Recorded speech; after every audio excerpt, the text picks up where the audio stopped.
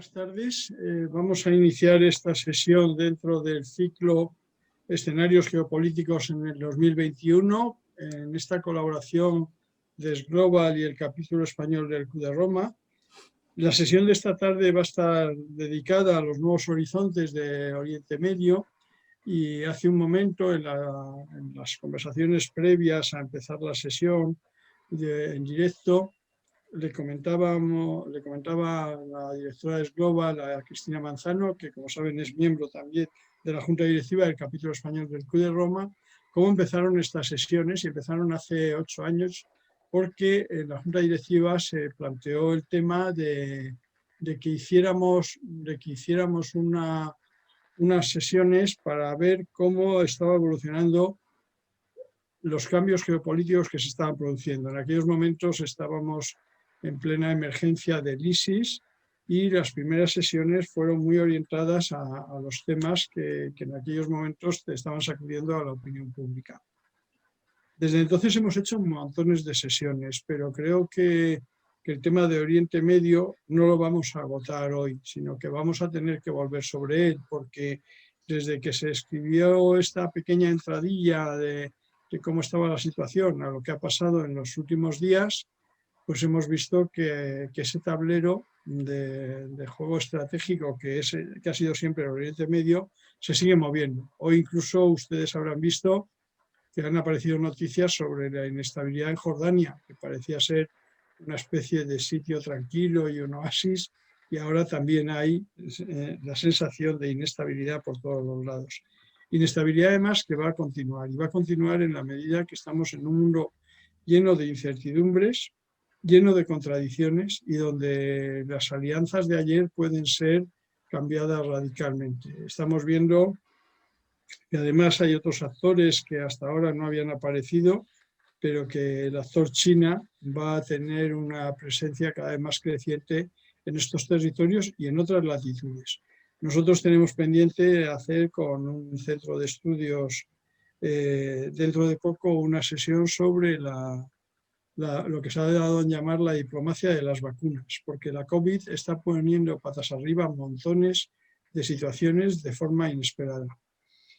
El capítulo está muy satisfecho de esta colaboración con S-Global y también de todos los ponentes que generosamente se incorporan a nuestro listado inmenso de ponentes y que son los que realmente contribuyen a que estas sesiones tengan una calidad que posiblemente nosotros desde la mera perspectiva del Club de Roma no podríamos darle. Como ustedes saben, el Club de Roma desde sus inicios ha estado preocupado fundamentalmente por cómo contribuir al desarrollo humano, pero también por cómo contribuir a que la humanidad encuentre sistemas de gobernabilidad, no de gobernanza, sistemas que le permitan de alguna manera resolver situaciones críticas y encontrar salidas que vayan en la línea de esa mejora del desarrollo humano. Sin embargo, desde su creación en 1968, el mundo no ha hecho nada más que demostrar que es una realidad muy ingobernable, una realidad donde se cumplen las leyes de la naturaleza, pero que otras leyes que creíamos que también se podían formalizar, como las leyes físicas, de alguna manera nos están desdiciendo todos los días y diciendo que esa gobernabilidad es cada vez más difícil. Gobernabilidad que se ha venido perdiendo en la medida que se ha ido deteriorando el supuesto multilateralismo con que acabó la Segunda Guerra Mundial. La Guerra Fría daba estabilidad, pero sin la Guerra Fría estamos descubriendo un mundo multipolar y un mundo donde las crisis se suceden y nos sorprenden. Nosotros pensamos que estamos en un momento muy delicado. La República Islámica está viviendo un momento muy delicado. Tiene unas elecciones a la vuelta de la esquina y esas elecciones van a ser muy condicionantes de si las tensiones en la región van a aumentar o van a decrecer. Por otro lado, y Cristina lo sabe que lo hemos hablado, tendremos que volver sobre dónde quedaron las primaveras árabes e incluso dónde quedó el proceso de Barcelona, que para algunos significó una gran esperanza y que, sin embargo, cuando se han cumplido los 25 años, pues nos damos cuenta que ese Mare Nostrum sigue envuelto en incertidumbres, en tensiones, en riesgos y sin que se atisben unas soluciones claras. Esto no solo es en el plano político o en el plano social. Nosotros la semana que viene empezamos un ciclo sobre cambio climático y Mediterráneo y yo les invito a que asistan a las primeras sesiones. Las siguientes van a ser protagonizadas por ponentes de los países del Mediterráneo Sur.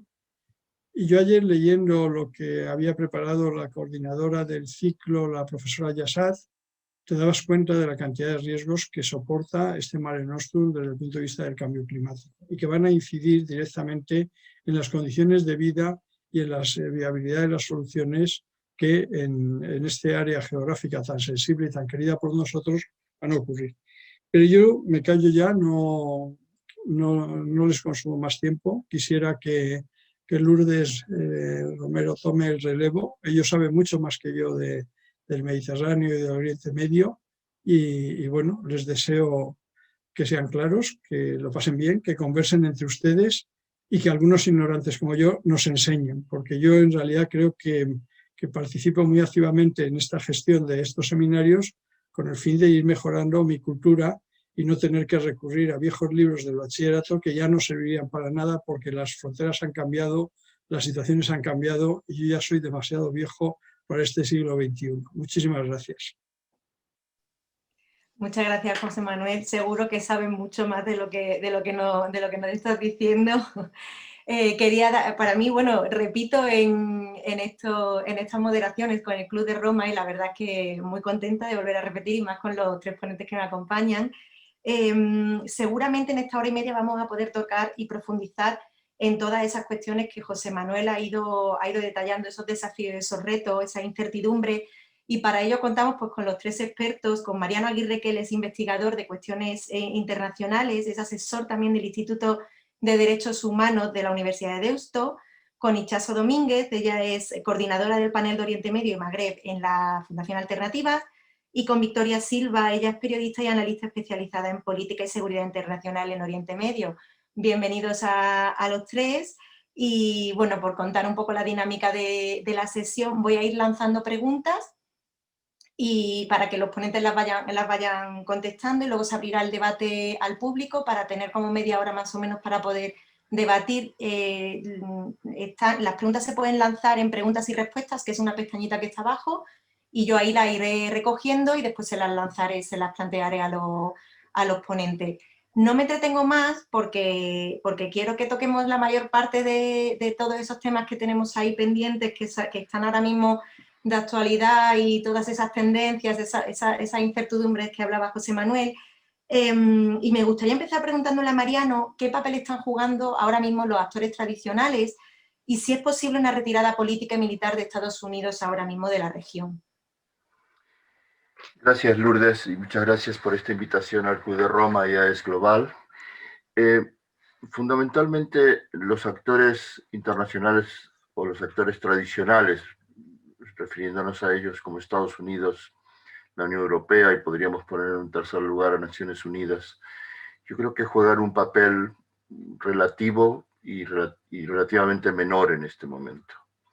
O sea, la región tiene un grado de complejidad, de turbulencia, de dificultades, de complejidades, que básicamente demuestran que los actores externos tienen pocas posibilidades de influir sobre las realidades internas de estos países. O sea, la época colonial y la época postcolonial, en las cuales todavía podían tener las potencias externas, tener una influencia muy fuerte, es una época que por lo menos por el momento parece acabada. No es que no tengan ninguna, pero no tienen la que tenían antes. Al mismo tiempo hay actores locales que tienen un creciente poder, muchas veces confuso, complejo, ambiguo, como puede ser el caso de Turquía y su política exterior en la región, y por supuesto como es el caso de, pues llamémosle potencias regionales, como es el caso de Arabia Saudí y de Irán, y más las tensiones entre ellos. Por otra parte, hay actores nuevos, externos, como es el caso de Rusia, que si bien no es nuevo, no tenía una influencia tan fuerte, y en este momento, con el motivo de la guerra en Siria, ha ganado un espacio considerable, y es el caso de China, que como en otras partes del mundo va ganando un espacio especialmente a través del terreno económico y comercial. Pero creo que el factor muy importante es el factor interno, o sea, esa complejidad interna que evita las simplificaciones o evita la posibilidad de que desde fuera se pueda manejar como fichas de dominó. En el caso específico de lo que planteas, Lourdes, el caso de Estados Unidos, es un caso muy particular en la medida que Estados Unidos ha sido la potencia prácticamente dominante y que sustituyó a las colonias europeas, a los grandes imperios coloniales en la región. Y Estados Unidos, sin embargo, se enfrenta a varios problemas. El primero de ellos es que debe centrarse, especialmente ahora con la administración Biden, en solucionar los problemas internos que tiene el país. Cuestiones de infraestructura, cuestiones de fracturas internas con el tema, por ejemplo, racial, las cuestiones de la migración. O sea, tiene una serie de problemas que no nos da tiempo aquí a anunciar, pero que son suficientemente fuertes como para que la administración Biden en 24 horas al día no pueda estar ocupándose de varias guerras y problemas en Oriente Medio y al mismo tiempo solucionar estas cuestiones. La segunda cuestión muy fuerte es el fracaso que ha tenido en la región, en Irak, y el fracaso que ha tenido, aunque no es estrictamente Oriente Medio, pero lo podemos considerar en cierta forma extendido, el tema Afganistán, donde esta tarde, precisamente, el presidente Biden está anunciando la salida definitiva el 11 de septiembre de este año de las tropas de Afganistán, luego de 20 años de tratar de construir Estado en Afganistán. Otro tema muy importante es que Estados Unidos ya no depende del petróleo de Oriente Medio. Tiene una gran producción de energías renovables, tiene una gran producción de fracking y tiene una creciente tendencia a sustituir, por ejemplo, los automóviles a gasolina por automóviles eléctricos y una tendencia muy fuerte, aunque conflictiva en la sociedad estadounidense, con motivo del cambio climático, a ir a energías renovables. O sea, a todo esto se suma básicamente que además sociológicamente hay una mayoría en los Estados Unidos muy grande que de hecho es votante de Trump, o ha sido votante de Trump, no solo, pero es una gran mayoría, que están hartos de que sus hijos vayan a morirse o a correr riesgos en lo que ellos llaman la guerra sin fin en países lejanos. O sea, hay una tendencia muy fuerte que viene ya de muchas décadas y ha ido creciendo en el sentido de decir, basta de estar yendo a estas guerras en las que al final no se encuentra cuál es el sentido. Todo esto marca una salida de Estados Unidos y al mismo tiempo una limitación, no quiere decir no una no acción, pero una limitación, por ejemplo, para Europa y, como dije antes, una entrada de China y una parcial entrada de Rusia también. Un poco al hilo con lo que venías diciendo, esa salida parcial de Estados Unidos y esos propios problemas internos que tiene, aparte de la complejidad que pueda tener la región, me gustaría preguntarle a Itxaso cómo la Unión Europea, que también tiene sus propios problemas y su propia realidad actual, cómo puede reenfocar las relaciones con los países de la región, si existe alguna idea dentro de Europa para reenfocar esas relaciones, de una manera breve apuntarlas, también un poco enlazándolo con lo que hoy ha dicho el ministro de Asuntos Exteriores ruso sobre cómo la Unión Europea está socavando las conversaciones del pacto nuclear con Irán. Un poco ver ese papel de la Unión Europea, esa complejidad de la región y del papel de la Unión Europea ahora mismo, teniendo en cuenta todos estos factores. Muchas gracias al Club de Roma, en primer lugar, al capítulo español del Club de Roma y es Global. Es un honor estar con vosotros y con mis compañeros panelistas. Es una pregunta complicada porque la Unión Europea al final depende también, al igual que ocurre con Estados Unidos, de sus propias crisis internas y de su propia evolución interna, que muchas veces le impide ser proactiva. No se me ocurren tampoco muchas ocasiones en las que la Unión Europea haya conseguido ser proactiva a lo largo de los últimos años, incluso el propio proceso de Barcelona, algunos analistas lo interpretan como una reacción a cuál es la situación en el Mediterráneo, y ahora la Unión Europea, tras 25 años de la puesta en marcha del proceso de Barcelona, también ha adoptado, precisamente con el objetivo de reenfocar o de abordar con un distinto prisma la nueva agenda para el Mediterráneo, pero lamentablemente es un texto que hereda muchas insuficiencias del anterior, y cuando lo lees de forma, cuando lo lees en profundidad, y sobre todo cuando lees los documentos de acompañamiento, te das cuenta de que la Unión Europea sigue insistiendo en lo que algunos ya consideran que no son insuficiencias, sino problemas en los que ha incurrido en el pasado, y sobre todo en esa obsesión, me atrevería a decir, en ese enfoque único centrado en la securitización de la migración. De hecho, es que la única condicionalidad que va a poner en marcha la Unión Europea a partir de esta nueva agenda para el Mediterráneo está relacionada con la adopción de acuerdos de migración o de planes o de esquemas de inmigración con los estados del sur del Mediterráneo. Por lo que el espíritu de la Declaración de Barcelona, y de nuevo, hay mucha gente que ya fue crítica con esta Declaración de Barcelona, aunque las intenciones podían ser sobre el papel honrosas y muy dignas, no se ve respetado. Se siguen empeñando en este falso dilema, además, entre estabilidad y seguridad, como si la región fuera a ser más estable o garantizar la estabilidad si se mantuviera la situación actual, mientras que, como vamos a hablar a continuación seguramente, todo el mundo que conocemos la región y el sur del Mediterráneo somos conscientes de que la situación no es sostenible, de que los levantamientos de 2010, 2011 no es que se hayan repetido, sino que es un proceso continuo, precisamente porque las condiciones que llevaron a ellos son condiciones estructurales que siguen, que se mantienen y que llevan a los pueblos, a las distintas poblaciones, a pedir dignidad, justicia y valores democráticos que sabemos que no existen. Por eso la Unión Europea sigue chocándose con la misma piedra una y otra vez, que es apoyar por razones cortoplacistas, que también se entienden porque todos sabemos cómo funciona el esquema y el marco político,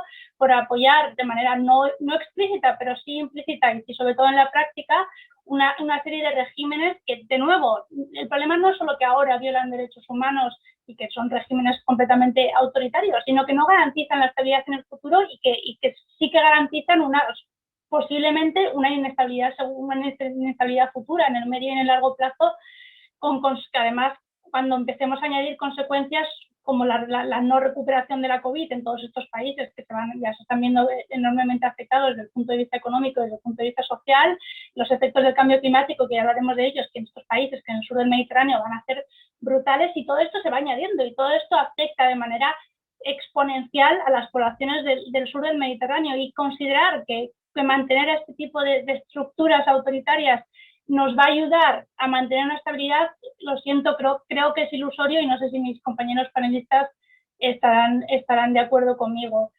También es verdad, de nuevo, que la Unión Europea está sometida a tantas crisis internas, y de hecho la propia supervivencia de la Unión Europea como tal. Por ejemplo, en la Fundación Alternativas estamos realizando ahora un estudio de prospectiva en el que una de las grandes dudas, uno de los grandes puntos de interrogación es cómo va a afectar a la vecindad sur el propio futuro de la Unión Europea. Al final los propios países en la sociedad de la vecindad sur se tienen que plantear qué es lo que podría pasar si la Unión Europea ya no es desintegrarse, pero si no mantiene el ritmo que ha mantenido hasta ahora, porque todos sabemos, y este no es el tema del debate, pero todos sabemos cuáles son las pulsiones que se están produciendo en la Unión Europea y que pueden afectar, porque la palabra vecindad lo deja claro, cómo son interrelaciones, tanto del sur al norte como del norte al sur. Gracias, Itxaso. Por seguir avanzando, Victoria, te quería preguntar, desde hace un tiempo ya se está hablando de un nuevo orden marcado por Israel y por las monarquías del Golfo, ¿no? Para hacer frente, digamos, a Irán. Ya antes Mariano lo ha mencionado también, la entrada de esos nuevos actores como Rusia y China. José Manuel también lo decía en su presentación. ¿Cuáles son...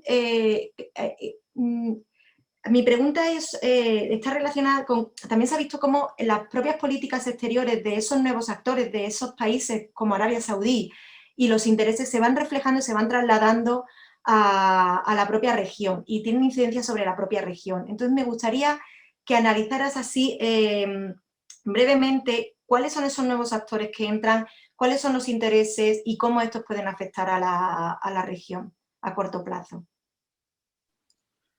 Buenas tardes. Bueno, primero muchas gracias a Es Global y al capítulo español del Club de Roma y sobre todo a ti, Lourdes, por organizar este evento. Bueno, yo no sé, o sea, parece muy novedoso, pero al final yo creo que todos estos actores de los que hablamos, al final creo que son parte integral de la región. Y al final creo que, bueno, era cuestión de tiempo que desarrollaran unas políticas exteriores mucho más expansivas y con ánimos de intentar influir lo máximo posible en el área que consideran, bueno, pues de influencia natural de estos países, ¿no? Entonces, creo que sobre todo siempre se ha hablado mucho, ¿no? Bueno, lo que se ha llamado nueva guerra fría o guerra fría de Oriente Medio, ¿no? Entre Arabia Saudí e Irán. Sobre todo yo creo que estos actores canalizan sus ambiciones a través de otros actores no estatales, ¿no? Y ahí es lo que, bueno, se ha venido desarrollando en la última década, bueno, quizás sobre todo diríamos desde el conflicto o la invasión estadounidense de Irak en 2003, ¿no? Estos dos ejes se han definido bastante más claramente y se han polarizado mucho más, ¿no? Y ello, pues, el resultado ha sido una creciente, bueno, aparición, no sé si llamarle aparición, porque no creo en esto, pero bueno, un auge de más conflictos, ¿no? que se están desarrollando, nacieron como conflictos civiles, pero ya es imposible, se han no solo regionalizado, se han internacionalizado, ¿no? Y al final esta es una de las influencias más importantes que están teniendo estos nuevos actores, ¿no? En lugar de, bueno, de intentar, ¿no? Como podrían ser los tradicionales que mencionamos anteriormente, aunque cada uno a su manera, en lugar de intentar pues buscar salidas o soluciones a estos conflictos que supuestamente pues no benefician que haya esta conflictividad y esta inestabilidad en la región, pues en lugar de eso lo que ha sucedido es todo lo contrario, ¿no? Que estos países pues a través de la financiación de grupos o actores armados no estatales, asimismo a través, bueno, de provisión de armas y todo este tipo de cuestiones, pues han contribuido a fomentar, de hecho, esa instabilidad y esa violencia regional. Y después, pues hay, bueno, otro tipo de influencia, ¿no? Que es, digamos, intentar inmiscuirse también en las políticas, en las dinámicas internas de otros países de la región, ¿no? Lo vimos bastante claro, pues en el caso de un país como el Líbano, ¿no? Que, bueno, al final puede resultar que países que ahora mismo pues no se encuentran en un conflicto, digamos, violento, lo que no significa que no haya otros conflictos sociales, pero puede resultar y contribuir a un empeoramiento de la situación, ¿no? Y después, bueno, yo creo que también lo mencionó antes Mariano, ¿no? Otros actores, digamos, externos como China y Rusia, yo creo que a día de hoy son bastante más influyentes por estas mismas cuestiones, ¿no? Porque quizás sus intereses se canalizan a través de cuestiones, sobre todo como pues, la venta de armamento, ¿no? Que es uno de los principales puntales de la política exterior rusa y que, pues, buscando este interés, a la vez no contribuye a la mejora de la estabilidad regional, sino que básicamente contribuyen a lo contrario. Y bueno, creo que no sé si más o menos toqué lo que querías o si me dejé alguna cosa que creo o si mis compañeros quieren añadir algo. Gracias, Victoria. No sé si Chaso o Mariano queréis añadir algo o continuamos. Yo sí que, quizás es para crear un poco de controversia, que además al final también es lo que nos ayuda a adelantar y a construir pensamientos entre todos. Pero a pesar de que yo sí que estoy de acuerdo en que algunos de estos nuevos actores, es verdad que es difícil considerar a estos actores como nuevos, ni siquiera Rusia y China tampoco yo llamaría nuevo actor, lo que pasa es que tienen una estrategia muy clara en la región y en el continente africano, y el Mediterráneo se ha convertido en un lugar clave. De hecho, a mí la centralidad del Mediterráneo en el futuro y los corredores mediterráneos en términos de infraestructura y de conectividad me hacen dudar de que Estados Unidos le vaya a ser tan fácil la retirada. Esta idea de la retirada estadounidense lleva sobre la mesa muchos años sobre todo tras el fiasco de la invasión, bueno, el fiasco de la invasión y la guerra posterior y las consecuencias que ha tenido sobre toda la región, que a mí me parece que es lo más importante que hay que tener en cuenta, 2003 como un punto de inflexión, más incluso a veces que 2010 o 2011, aunque también visto desde otro punto de vista distinto, pero Estados Unidos no se ha conseguido retirar y tampoco creo que la no retirada de Estados Unidos tal como fue fuera culpa únicamente o fuera responsabilidad únicamente de esta inconsistencia de Donald Trump. Donald Trump fue muy continuista, salvo en lo que Irán con respecto a la administración Obama en Oriente Próximo y en el norte de África. Pero sí que me gustaría subrayar que justamente ya hemos visto que Estados Unidos no ha sido estabilizador para el área, más bien todo lo contrario, y que la Unión Europea como entidad, como organización supranacional, sí que ha sido no ha sido desestabilizadora per se, pero cuando hablamos de venta de armas, yo tampoco olvidaría que hay países europeos que venden armas a estos estados y sabemos dónde se utilizan las armas. De nuevo, cuando analizamos la conflictividad, creo que hay que tener en cuenta todos estos niveles, y también es verdad que hay muchos de estos países en los que la conflictividad no nace únicamente de la injerencia externa, sino de las propias élites y las propias estructuras que llevan a una mayor conflictividad. De hecho, el caso del Líbano, evidentemente hay injerencias externas, pero bueno, que también es una estructura en la que las élites están investidas, no sé cómo se dice en español, pero hacen esfuerzos desde hace décadas, me atrevería a decir, a alimentar la conflictividad para mantener sus propios privilegios. Sí, era solamente eso, lo siento. Gracias, Itxaso. No sé, Mariano, si quieres añadir algo, ¿continuamos? Solo al hilo de lo que planteaba Itxaso ahora en su última intervención, yo estoy de acuerdo y de hecho traté de matizarlo. La salida de Estados Unidos de la región no es una salida absoluta. O sea, hay signos claros y, como tú bien decías, de continuidad, una continuidad que, de hecho, Trump hizo una continuidad de Obama y Biden está haciendo ya en sus primeros 2 meses ciertas continuidades con los dos. Otra cosa es que sean muy diferentes en sus estilos, pero en el sentido de, básicamente, el argumento no es, o sea, el argumento es que aparte de que haya factores que antes mencioné que llevan que Estados Unidos tienda a retirarse, o en algunos casos será totalmente, en otros casos será parcialmente. La cuestión, creo, clave aquí está en que Estados Unidos, igual que otras potencias, como es el caso europeo, no tienen la capacidad de poder dictaminar y de poder mandar qué es lo que debe ocurrir en la región. Yo creo que ese es para mí el punto clave. Y por eso creo que es interesante el revalorizar, no de forma romántica, sino cuando digo revalorizar es revisar que durante muchísimos años, especialmente desde el pensamiento, vamos a llamarle progresista o de izquierdas, lo que se ha pensado es no solo hacia el Oriente Medio, sino hacia en general eso que llamábamos antes el sur o el tercer mundo, era que, por decirlo así en grandes palabras, el imperialismo decidía lo que pasaba en estos sitios. Esa idea ha volado por los aires. Quiero decir, lo que pasa en Oriente Medio está marcado primero por lo que ocurre en Oriente Medio, por los actores en Oriente Medio.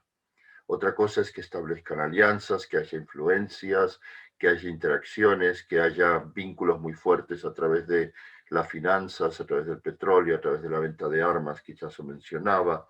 O sea, hay a través de las economías lícitas e ilícitas. O sea, hay múltiples factores que integran a su vez a los actores de Oriente Medio y especialmente los actores poderosos, los integran con otros actores, por ejemplo, europeos, actores rusos, actores recientemente en China y por supuesto en Estados Unidos.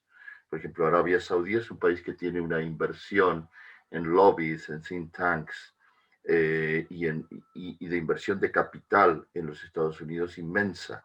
O sea, es interesante verlo, que no solo es Estados Unidos que hace hacia Arabia Saudí, sino que hace Arabia Saudí hacia los Estados Unidos también. O sea, en ese sentido es el que básicamente es mi argumento, que no es mío, sino que en este momento es una serie de analistas que plantean que esa retirada es una retirada no solo de la región, sino una retirada general, y hay una reflexión interesante hecha crecientemente en Estados Unidos desde diversos sectores, de que esa idea de que se podía decidir sobre el futuro de otros países está hoy muy puesta en cuestión. Quería preguntarte, Mariano, también sobre la realidad que se vive hoy en Irak, Siria y Líbano, que parece que como que están rompiendo. ¿Cuál es esa realidad? ¿Cómo afecta esa situación, esas crisis humanitarias a nivel local, regional e internacional? Podríamos hablar no solamente de una reconstrucción de esos países a futuro, sino también de una reconciliación de las sociedades, porque cada vez parece que están más fragmentadas las propias sociedades en sí mismas. Mariano, el micrófono que lo tienes apagado. Sí, muy brevemente para no ocupar mucho tiempo y porque es una pregunta muy amplia, pero básicamente en el caso de Irak y Siria lo que tenemos son, vamos a llamar, una fragmentación y ruptura del Estado muy fuerte. O sea, en ninguno de los dos casos, vamos a decir, el gobierno central de Irak ni el gobierno central de Siria controla el conjunto del territorio, ni el conjunto de los diferentes actores armados dentro del territorio. El caso del Líbano es un caso muy particular que viene ya incluso de lejos, en el sentido de ser un Estado también fraccionado en líneas identitarias sectarias al mismo tiempo. La posibilidad es, o sea, a su vez, la guerra en Siria, la guerra en Irak han generado una crisis humanitaria en la región, sobre la que podemos hablar más en el curso del debate, y una crisis humanitaria sumamente compleja, no solo por el número, porque siempre se habla de los sirios que han venido a Europa, pero los sirios que han ido a la región y que siguen estando en la región es un número muy alto, con un impacto sobre economías frágiles como es la jordana o la libanesa inmensa, y que al mismo tiempo, en la medida en que muchos de los refugiados sirios, no muchos sino todos, llevan diferentes identidades consigo, llegan a países con otras identidades, a veces las mismas y otras veces diferentes, y esto es potencialmente, digamos, otra fuente a su vez de conflictos. Básicamente yo creo que si pensamos, refiriéndome al final de tu pregunta, en temas de reconciliación o cohesión de esas sociedades, creo que es un proyecto para muy largo plazo. Por el momento estamos ante el problema de unas sociedades muy fracturadas, de unos estados, no sé si llamarle frágiles, pero unos estados desestructurados, muy profundamente desestructurados, y con actores, como es el caso de algunas milicias, por ejemplo, en Irak o en Siria, que fluidamente hacen alianzas con el poder de lo que queda de Estado, y a su vez se enfrentan, y a su vez se tienen alianzas con algunos sectores del poder. O sea, esto en cada uno de los casos necesita un análisis detallado, pero creo que eso es básicamente un diagnóstico muy genérico y muy general de lo que me preguntabas. Ahora me gustaría dar un salto, porque seguramente vamos a volver, incluso con las preguntas de la audiencia, vamos a volver a al aspecto más geopolítico, pero también me gustaría que fuéramos a aquellas cuestiones de naturaleza más social. Y cada vez se está hablando más, pues, de un autoritarismo por parte de los gobiernos de estos países, de la represión, de una desinformación, de esa falta de empleo y de expectativas, de la desafección de la sociedad con los dirigentes desde hace ya tiempo, que provocó las primaveras árabes, pero que ha continuado con muchísimos levantamientos y manifestaciones. Un poco también al hilo de dónde quedaron esas primaveras árabes, dónde están ahora, que mencionaba José Manuel. Me gustaría preguntarte, Itxaso, ¿qué demandan las voces locales, los jóvenes, las mujeres? ¿Cuál está siendo su papel ahora mismo en la región? Y también me gustaría que Victoria contestara esta pregunta cuando Itxaso terminara, porque ella lleva mucho tiempo trabajando y viviendo en la zona y le tiene muy tomado el pulso a esta sociedad. Entonces sí que me gustaría que entre las dos, y por supuesto Mariano, si tú quieres añadir algo más precisamente de las sociedades, de eso, qué están buscando, cuál es su papel ahora mismo y si se perciben cambios en alguno de estos países en este sentido. Gracias por la pregunta. Los levantamientos árabes, yo estoy convencida de que son un proceso que continúa vivo y no es que estamos viendo réplicas, es que al final es un proceso que, como te he dicho, si no cambian las condiciones que llevaron a él, porque va a cambiar la respuesta, y que fueron consecuencia en parte de lo que se llama la erosión del contrato social. Al final, en el modelo postcolonial que se creó tras las independencias, se garantizaba una serie un estatus particular a los ciudadanos de los distintos estados árabes, a cambio de su silencio y de su aceptación del modelo impuesto, pero esto poco a poco, como consecuencia principalmente de las dinámicas de la globalización y también de otras que no vienen a cuento, ya los estados no se ven en capacidad de garantizar una vida digna, que al final es como el concepto central que creo que tendríamos que tener en cuenta cada vez que hablamos de estos levantamientos. Y además, no solo se fue erosionando el contrato social, sino que también se fue erosionando el sistema estatal árabe. ¿Y cuál ha sido la consecuencia de esta erosión del sistema estatal árabe? Un reforzamiento del autoritarismo, porque es la única manera que estos regímenes que no tienen estrategia a medio y largo plazo, de hecho el otro día me decía un amigo al final, siempre que hablamos de lo que tienen que hacer, por ejemplo, estos países con respecto al cambio climático, nos damos cuenta de que la única estrategia de estos países, quizás con excepciones de regímenes más avispados, me atrevería a decir mal y pronto, como el marroquí, es sobrevivir a la generación en la que están y luego ya, de nuevo, de forma reactiva, a cada amenaza que surja, sobrevivir. Y es esto lo que motivó, como ha empezado a decir Victoria, la ola contrarrevolucionaria que podemos denominar, que salió sobre todo de los países del Golfo y gracias al dinero de los países del Golfo, de Arabia Saudí y de Emiratos Árabes Unidos, que ayudó, sintiendo la amenaza que representaba el derrocamiento de algunos regímenes o la contestación y la movilización social en varios países que contestaban precisamente este sistema de estados árabes que ya estaba en sus últimas, pero ahora ha vuelto con más fuerza y con la única respuesta que tienen para dar a estas sociedades, que es la represión y el miedo. Egipto es el ejemplo perfecto. El contrato social no se ha remodelado de ninguna manera en Egipto y la única forma en la que se mantiene la estabilidad, no voy a decir paz social, porque no existe paz social en Egipto, es transmitiendo miedo constante a gran parte de la población con medidas represivas.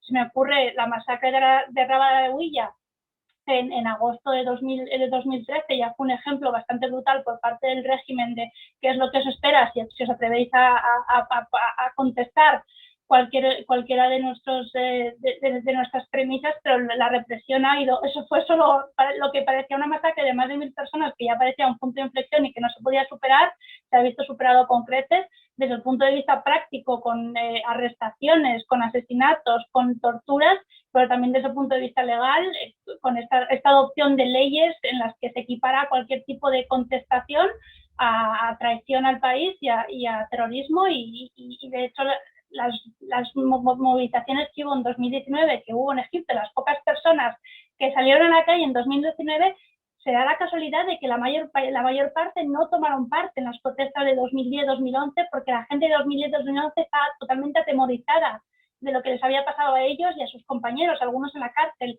algunos asesinados, sino que eran jóvenes que de nuevo contestaban la no posibilidad de tener una vida digna y la no posibilidad de tener un futuro y un trabajo más allá del sector informal muy mal pagado, y el sector informal muchas veces gracias a Dios. Por eso, de nuevo, permitidme hacer énfasis en que es un proceso continuo. Al final, si no son las personas atemorizadas que han sido víctimas de represión, serán los siguientes, porque no existen. Nos has preguntado qué es lo que piden. Piden una vida digna, piden un trabajo, piden poder casarse, algo tan básico para los jóvenes. El desempleo juvenil en estos países todos conocemos las cifras y en algunos países es estructural de más del 40%, incluso más del 50%. Tienen cosas muy básicas que nosotros damos por sentado. Y perdón por haberme alargado, por favor, Victoria, ayúdame a completar el puzzle. Pues yo nada, yo de acuerdo con lo que ha dicho Itxaso, ¿no? Y creo que, bueno, el caso de Egipto es que me parece como el paradigma del autoritarismo, no solo en la región, ¿no? Sino a nivel global, ¿no? Cómo se ha convertido ese país. Y bueno, creo que esto se está trasladando, ¿no? Podemos verlo a otros países en la zona y a otros países, como José Manuel mencionaba al principio, como Jordania, ¿no? Que, bueno, era el país que todo el mundo veía como el oasis de estabilidad en la región inestable y bueno, quizás eso tiene que ver por los ojos con los que se mira el país, ¿no? Se mira, bueno, Jordania es estable, no, queremos y nos interesa que sea estable, pero realmente no sabemos si es estable o no, en el sentido que nos interesa, ¿no? Entonces, cuando suceden hechos como los que sucedieron hace la semana pasada o un par de semanas, ¿no? Un supuesto intento de golpe de Estado, pues bueno, no sé si, o sea, en la pregunta anterior quería un poco exponer esta no influencia de los actores externos, pero en este caso no, también hay que reseñar la importancia que juega el contexto doméstico, ¿no? Y al final, bueno, lo que sucede es que a países como Jordania o como Líbano, que queremos pensar, bueno, que todo viene de fuera y no es así, simplemente igual es una respuesta más sencilla porque es mucho más complicado entender las dinámicas que tienen lugar en los países internamente, ¿no?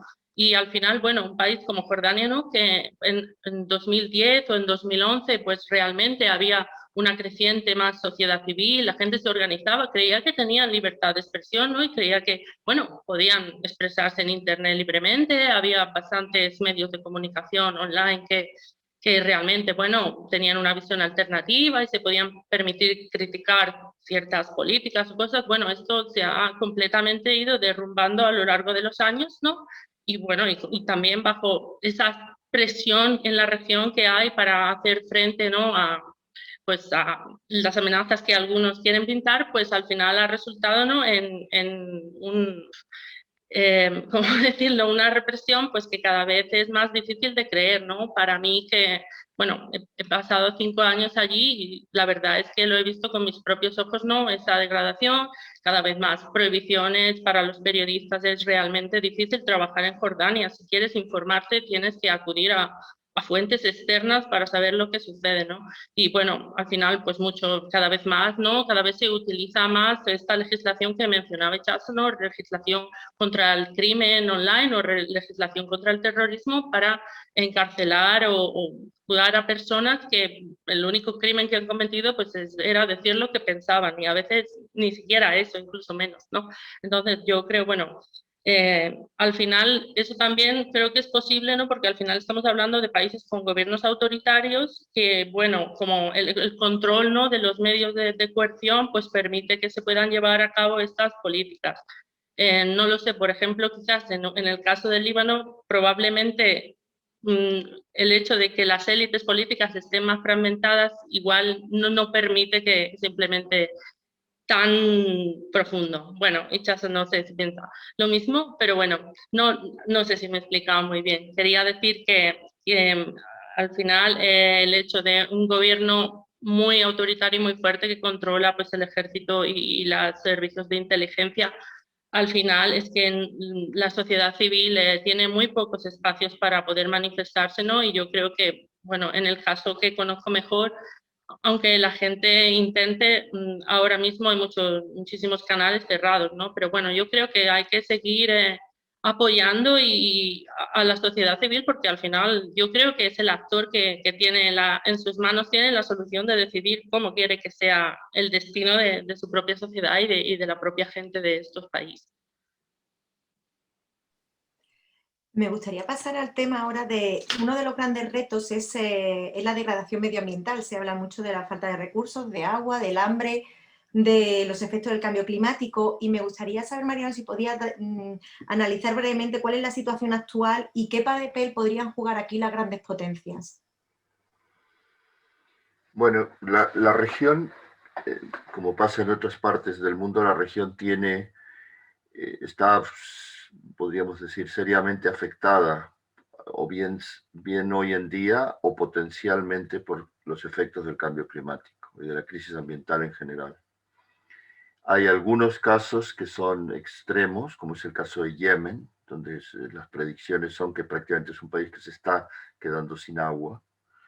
En otros casos, por ejemplo, hay diversos análisis que muestran que el componente ambiental ha sido muy fuerte también en el inicio y en el desarrollo del conflicto en Siria, desde varias perspectivas. O sea, desde la competencia entre el Estado y diversos sectores sociales por la tierra, hasta más adelante lo que ha sido todos los comercios ilícitos de petróleo sirio, controlado por grupos armados, en algún momento controlado también por el Estado Islámico, para exportarlo, aparte de sin ningún tipo de medida ambiental, por ejemplo, ilegalmente hacia Turquía. O sea, la cuestión crisis ambiental, recursos energéticos, crimen organizado, grupos armados, corrupción del Estado, hay unas interacciones muy fuertes en la región. Otro caso que lo conocemos de décadas, que es también muy alarmante, es lo que ha sido con la ocupación israelí, la apropiación del agua en los territorios ocupados de Palestina. Tenemos, o sea, la situación es seria, y la situación, vinculándolo con lo que acaban de decir antes Itxaso, lo que acaban de explicar Itxaso y Victoria, hay que decir también que el tipo de regímenes políticos que rigen en muchos de estos países, unido a lo que yo antes traté de brevemente sintetizar o explicar, que es la fragmentación y desestructuración de varios de los estados, todo esto o sea, colabora para que no haya una gestión del medio ambiente. O sea, no hay una gestión a nivel nacional y no hay una gestión ni una coordinación que, como sabemos, se necesita a nivel regional. Es un tema, yo diría, prácticamente dejado de lado, más allá de que de vez en cuando alguno de estos países quiera lucirse, como Egipto, y haga una gran conferencia internacional o grandes declaraciones en las Naciones Unidas. O sea, la situación es muy grave, es inmensamente grave. Y que va vinculada, va relacionada con otras cuestiones, como es, por ejemplo, el flujo masivo de refugiados que hablábamos antes, que lleva también a que se desplacen de un país a otro, en donde también hay crisis por el agua, crisis por los recursos, crisis alimentarias, lo cual genera, desafortunadamente, incluso conflictos, no necesariamente guerras, pero sí tensiones muy fuertes entre comunidades, y en las cuales los estados de los respectivos países se mantienen, vamos a hablar más claro, sus élites no sufren ni la falta de agua porque reciben el agua mineral desde fuera, los alimentos importados, y las crisis alimentarias o las crisis medioambientales les tocan poco, al menos por el momento. O sea, en definitiva, creo que yo diría que es uno de los factores olvidados en la región, porque es tan acuciante los otros que hay, las guerras, los conflictos, los golpes de Estado, lo que ha sido la primavera árabe, su represión, etcétera, el conflicto israelí-palestino, el conflicto saudí-iraní, y todo esto hace que la cuestión ambiental vaya quedando, se parece un poco a la cuestión de género y la situación de la mujer, van quedando en segundo lugar, en tercero, en cuarto, porque tenemos o hay aparentemente cosas más importantes que decidir. Has mencionado precisamente el conflicto palestino, el conflicto entre Arabia Saudí e Irán. Está claro que los métodos antiguos de resolución de conflictos no funcionan. ¿Existen ideas nuevas que vosotros conozcáis para esta resolución de conflictos? Por ejemplo, Palestina, Israel, etcétera, etcétera. No sé si alguno en particular quiere o los tres queréis apuntar algo. Yo tengo algunas cosas que contar, pero prefiero que empiecen primero mis compañeras y luego aparezco para no repetirnos. Fenomenal. Pues Itxaso, Victoria, la que quiera tomar la palabra. Pues yo con respecto al conflicto palestino-israelí, no es que existan métodos nuevos o no. Lo primero, no me queda claro que sea un conflicto al uso como es otro, y eso es lo primero. La categorización del conflicto es una cuestión de colonialismo, es una cuestión de ocupación, y hasta que no se desmantele la ocupación, que es una violación el derecho internacional blanco sobre negro sobre blanco no es de nuevo, la categorización de conflicto es una de las cosas que más ha afectado a la situación en la Palestina histórica. Evidentemente hay violencia, y la violencia estructural también, que caracteriza la situación de ocupación militar. Entonces, no se me ocurre mejor método de resolución de conflictos que obligar a Israel a que desmantele su ocupación, y porque el problema de esta ocupación es que, como ya han indicado varias organizaciones internacionales y varios juristas internacionales, es que ha creado un sistema de apartheid en la totalidad del territorio de la Palestina histórica. Hay muchas personas que formulan esta pregunta pensando en esta idea de pasar de la solución de los estados a la solución de un estado, mientras que yo, sinceramente, creo, y muchos palestinos dicen, que la cuestión no es solución de un estado, solución de los estados, es no seguir permitiendo que se viole el derecho internacional, de que sistemáticamente y de nuevo, es que no sé que lo he repetido mucho, pero es que el derecho internacional es muy claro al respecto. No es un ejército de un estado contra un ejército de otro estado, es un estado establecido como tal en 1948, que ocupa desde 1967 el territorio que en teoría está destinado para la creación de ese Estado, y si en algún momento se cree que es viable y que es realista la creación del Estado palestino, no es posible si se mantiene la ocupación. Y la cosa es así. Entonces, más allá de buscar métodos de resolución nuevos, es que está ahí, y la cuestión es tener voluntad. De Estados Unidos, la Unión Europea, al final el derecho internacional crea obligaciones erga omnes, y quizás ahí esté la cuestión. El problema es que ya sabemos cómo funciona la sociedad interestatal, y hacer cumplir el derecho internacional tampoco es evidente. No existe un organismo supranacional capaz, si no existe voluntad por parte de los estados de las principales potencias mundiales, de hacer cumplir estos textos y hacer cumplir las normas vigentes.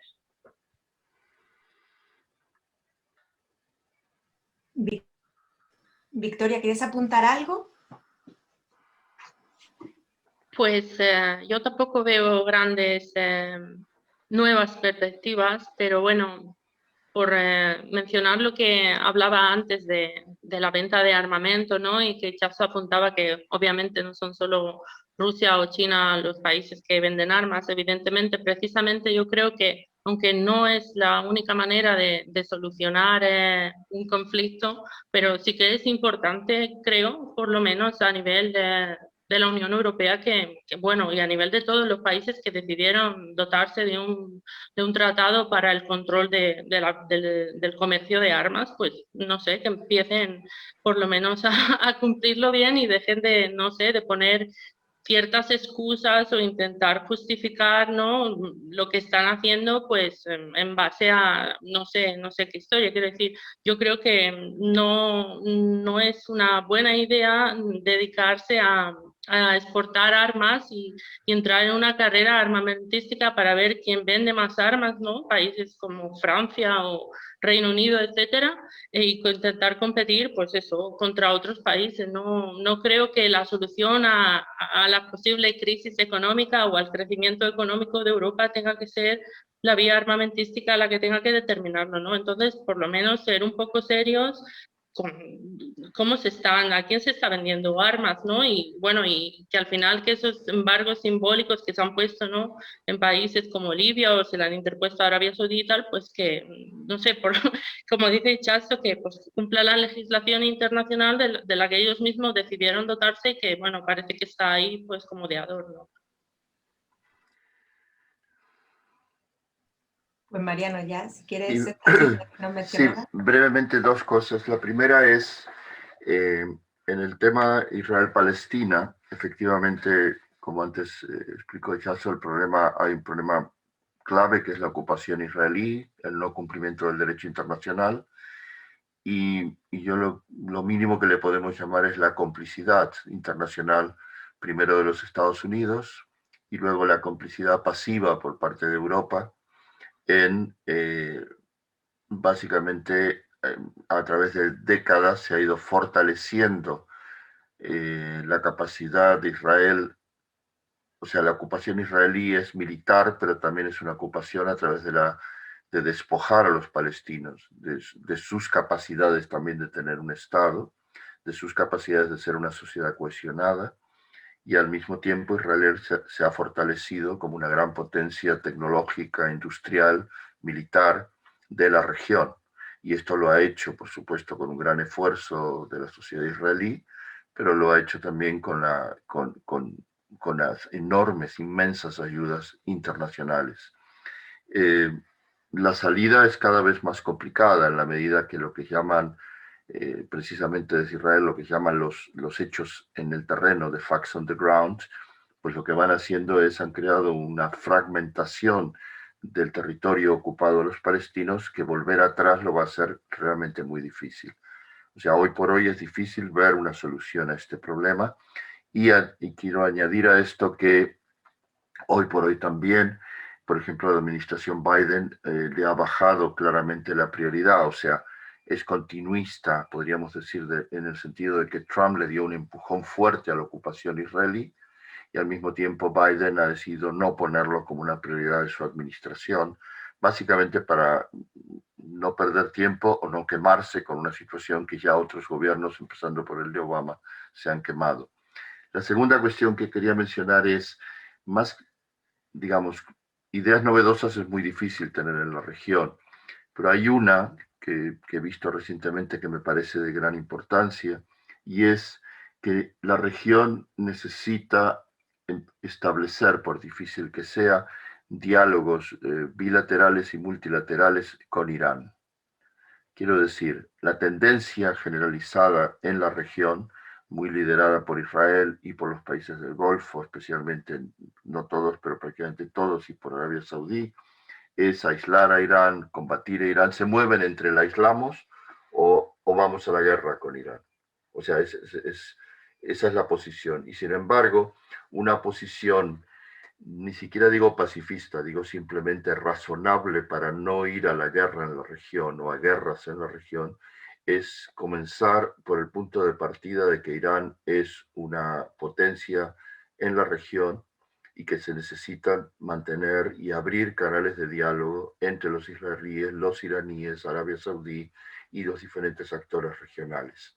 Esto puede sonar a música celestial, pero en la medida en que no empiecen a establecer estos canales de diálogo, y ahí sí pueden colaborar potencias externas tratando de promocionarlos o ayudar, sean estados, no gubernamentales, personalidades, creo que se camina en una dirección muy peligrosa que va plagada de proliferación nuclear, va plagada de más compra de armamentos, como antes mencionaba Victoria, y va a una situación de tensiones y de guerras frías internas y de altísima inestabilidad inmensamente peligrosa. Pues yo lo voy a dejar aquí y voy a pasar a las preguntas de la audiencia. Voy a agruparlas porque hay algunas que están relacionadas y voy a empezar precisamente con algunas que tienen que ver con esto último de lo que estamos hablando. Una en concreto va dirigida a ti, Victoria, y pregunta sobre las medidas desde la Unión Europea que se podían implementar para controlar el tema armamentístico y los conflictos armados. Y en ese contexto, ¿cómo se puede aplicar la responsabilidad de proteger como mecanismo coercitivo? Bueno, yo creo que la Unión Europea tiene, bueno, una serie de mecanismos que no son solo de la Unión Europea, son tratados internacionales que decidieron implementar y vamos, dotarse ellos mismos de ellos. Y al final también es importante, ¿no? Ser más, bueno, hacer más énfasis en lo que son el seguimiento y el monitoreo de la transparencia en las transacciones de armamento que realizan los países europeos, porque aunque pensamos la Unión Europea al final son 27 países, antes 28, y no todos ellos tienen el mismo nivel de transparencia a este respecto, e incluso en aquellos en los que hay más transparencia, como es el caso de España, se pueden observar analizando, bueno, no solo los documentos que provee el Ministerio de Comercio, creo, sí, pero no estoy segura, y otras organizaciones, ¿no? Que se dedican a vigilar este comercio de armas. Al final siempre se pueden encontrar casos donde se han vendido no solo armamentos, sino objetos que se emplean pues, en la coerción y y para ejercer violencia contra las poblaciones a países que supuestamente pues no deberían venderse, ¿no? El hecho de que se suministre, por ejemplo, material para prisiones o para arrestos a Israel, pues, por decir un ejemplo, pues se supone que es una violación del tratado que se ha firmado, ¿no? Y entonces, bueno, si multiplicamos esto pues por más países, pues al final no se está implementando correctamente esos tratados. Y respecto a la responsabilidad de proteger, yo es que tengo muchas dudas respecto a este principio, ¿no? Porque aunque al inicio se desarrolló, bueno, como una idea que podía ser novedosa, ¿no? E inspirada, bueno, en prevenir esos genocidios y esas guerras tan cruentas con tanta vida humana perdida, ¿no? En los conflictos de los años 90, yo creo que desgraciadamente se ha desprestigiado, ¿no? Porque por el hecho de que al final su uso o su aplicación depende de que quiera ser aprobado por el Consejo de Seguridad de Naciones Unidas, y como sabemos no es un órgano pues neutral, sino que está influido por los intereses de las 5 potencias que tienen poder de veto. Entonces, al final, ¿no? Tenemos un caso como Arabia Saudí invocando la responsabilidad de proteger en Yemen, pues yo creo que lamentablemente ha quedado bastante desprestigiado, ¿no? Se ha utilizado o en su nombre se han llevado a cabo intervenciones que poco tienen que ver con la responsabilidad de proteger a las poblaciones, y no sé, creo que haría falta un repensar o un cuestionamiento de realmente este principio que tenía sus buenas intenciones, pero que lamentablemente ha sido usado de forma errónea y muy equivocada, y que de hecho ha contribuido a provocar más dolor y violencia, con lo cual veo difícil que este pueda ser un mecanismo a utilizar por la Unión Europea en la región, al menos tal y como está concebido. Hay varias preguntas precisamente que preguntan por el papel de Israel en la zona y cómo la inestabilidad política del país ahora mismo, más la reciente crisis en Jordania, cómo pueden afectar al proceso de estabilización y de acercamiento a Oriente Medio. No sé quién la quiere responder, si alguno quiere empezar. Bueno, yo creo que la inestabilidad política en Israel se ha convertido eso sí que es la nueva normalidad, quiero decir, y siempre la aprovechan los mismos. La arena política israelí la inestabilidad en la arena política israelí no afecta a la postura de Israel en la región. Yo por lo menos no lo creo. Es verdad que Benjamín Netanyahu se ha aprovechado de los acuerdos, de los llamados acuerdos de Abraham y de esta normalización de relaciones entre algunos estados árabes de Israel, lo mismo que también se aprovechó de acercar lazos con algunos estados africanos o con algunas dictaduras o con algunos estados autoritarios en Latinoamérica. Al final, esto le legitima su mandato, pero tampoco tengo seguro, de nuevo, que un líder que no fuera tan iliberal como Benjamín Netanyahu fuera a cambiar tremendamente la política exterior de Israel, ni con respecto al conflicto palestino-israelí, eso está seguro, porque ya hemos visto los programas políticos o los no programas políticos de los distintos partidos en las últimas elecciones, que ya invisibilizan por completo el conflicto y son muy... Y si lo mencionan es únicamente para referirse a una posible guerra con la franja de Gaza. Y con respecto a la región, han conseguido lo que querían. Israel lleva años buscando esta normalización. Al final, el problema de esta normalización, bueno, ni siquiera el problema, es que estas relaciones ya existían desde los años 90, desde que se inició el proceso de paz y se abrió una vía multilateral con todos los estados árabes e Israel, con la condición de que se firmara un acuerdo de paz que llevara a la creación de un estado palestino.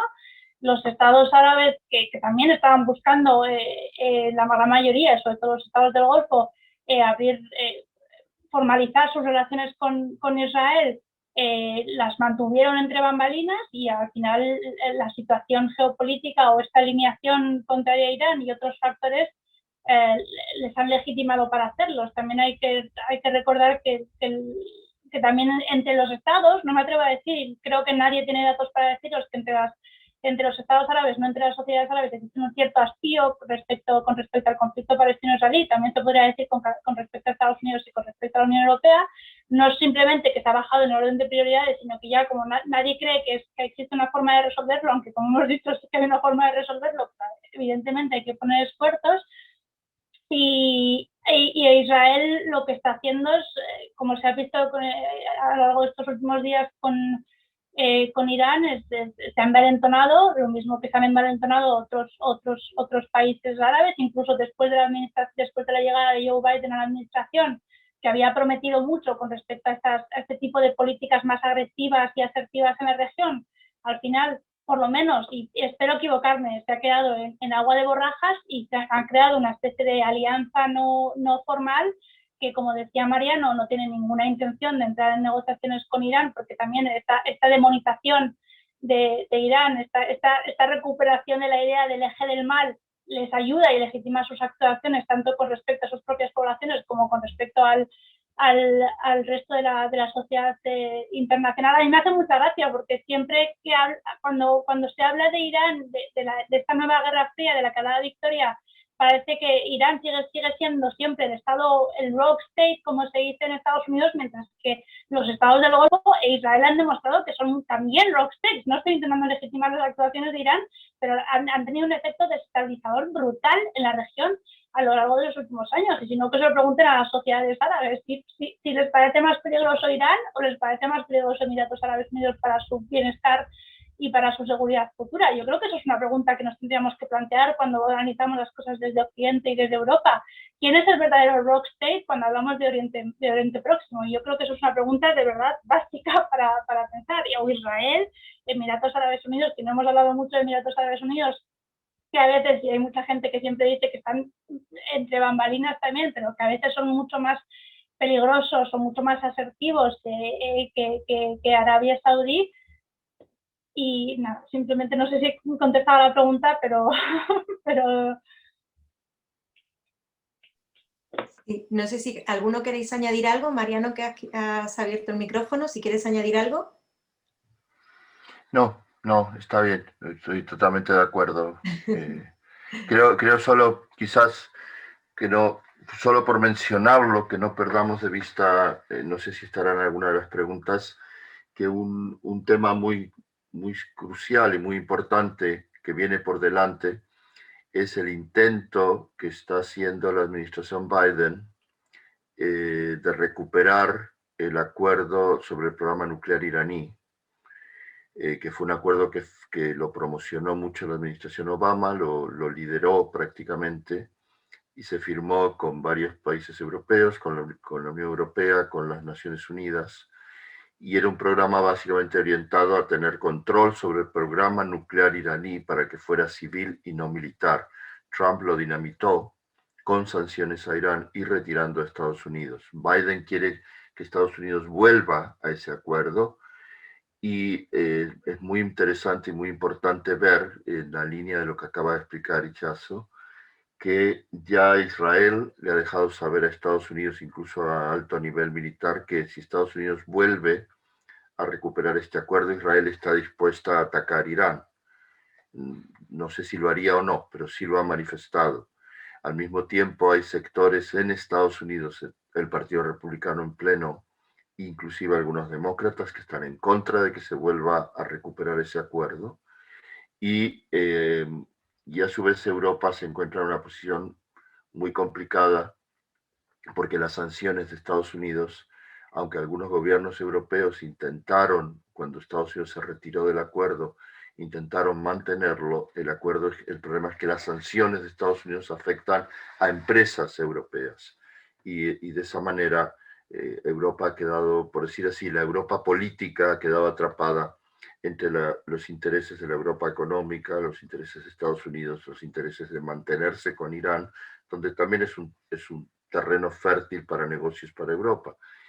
Creo que esta es una batalla que viene por delante, que va a ser muy complicada, y donde vamos a encontrar, como bien se acaba de explicar, nos vamos a encontrar con un eje Israel, Emiratos Árabes Unidos, Arabia Saudí y sectores políticos dentro de Estados Unidos haciendo una fuerte presión, incluso con boicots armados, ciberguerra o guerra directa, acciones armadas, etcétera, para tratar de que Estados Unidos no recupere, no vuelva a establecer ese acuerdo con Irán.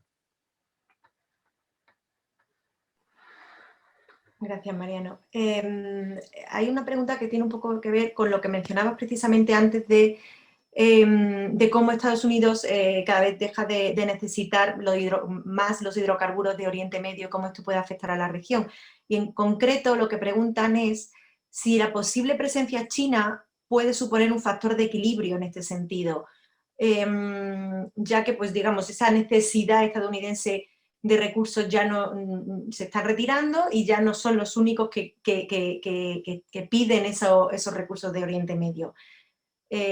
¿Podría China suponer un factor de equilibrio en este sentido en la región? No sé si alguno en concreto... Lo veo difícil, me es difícil responder por mi parte. No creo que, no sé, la verdad es que no lo sé, no creo que sea un factor de equilibrio, porque la región básicamente se ha caracterizado, uno de los problemas de la región ha sido precisamente el vivir solo varios de los países de la exportación de petróleo, en convertirse en lo que se llama estados rentistas, favoreciendo las élites que controlan las ganancias del petróleo y no redistribuyéndolo en la población.